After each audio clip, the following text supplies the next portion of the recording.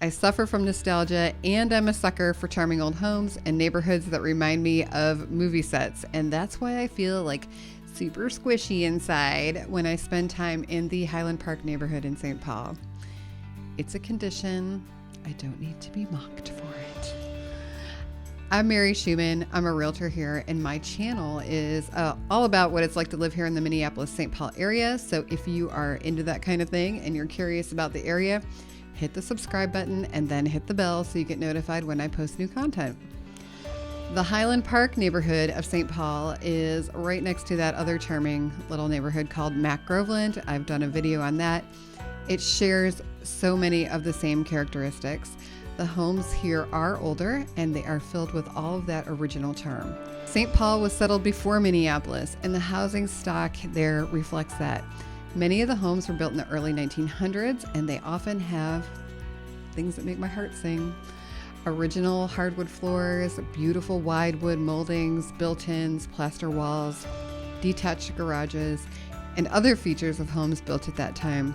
One of these other features that I love on old homes, and you're going to see it often here, are front porches where you can sit, enjoy the gorgeous weather that we have, spring, summer, and fall.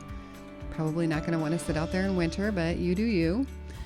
I think porches and sidewalks encourage a sense of community and give opportunities to see and talk to your neighbors.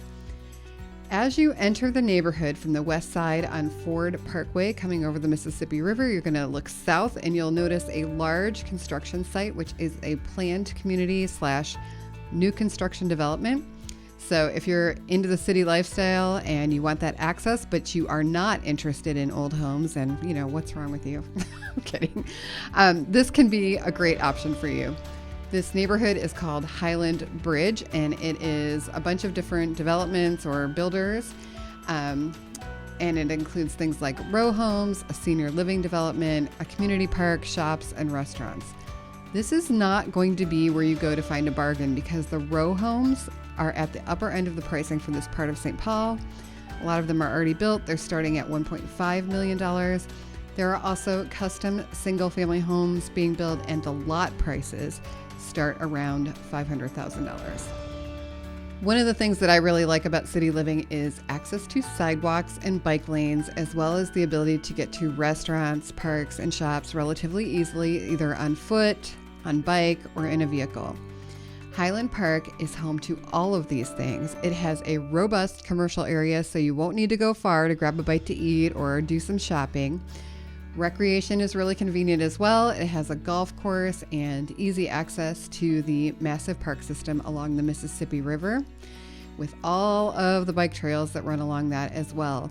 There are 72 miles of bike path just along the Mississippi River, and those trails also connect to so many local and regional trails in the Minneapolis-St. Paul region.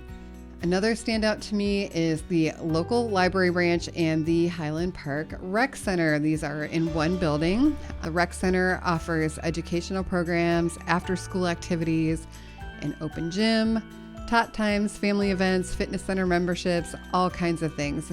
The average home price in Highland Park for the typical house is a little bit more than $441,000, and its charming neighbor to the north, Blvd, is priced very similarly, just a little bit more than the average home price in Highland Park.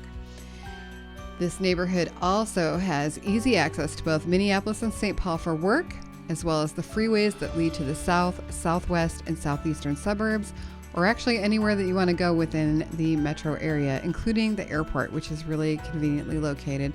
But the flights don't go over this neighborhood, really, so that's a big bonus compared to Southwest Minneapolis, where I live. Typically, if you work on one side of the river, you try to live on that side for easy commuting, but I think that Highland Park benefits from a great central location from a commuting perspective. So it's easy to get anywhere you want to go, and then light rail is also within 1 mile of the neighborhood, and there is a good bus system within St. Paul. It seems like one of the big benefits of the suburbs would be easy access to stores like Target, and Highland Park actually has its own little adorable Target on their main commercial strip right off of Ford Parkway in Cleveland. Groceries are going to be really easy to get as well because they have them at Target. The Lunds and Byerly's, which is brand new and in that Highland Bridge development, fancy, but just a grocery store. Or you can be a short drive to the Kowalskis. Children living in this area will attend the St. Paul Public Schools, Horace Mann Elementary, Highland Park Middle School, and Highland Park Senior High School. Whether you like historic homes with that old-fashioned charm, or you're looking for new construction urban townhomes or single-family homes, this neighborhood has everything, along with all of the things that people choose city living to take advantage of. If you have questions about Highland Park or any other area in the Twin Cities Metro, please reach out. I'm happy to help. I love talking to people off of YouTube. My contact information is down below in the description box. Thanks so much for watching.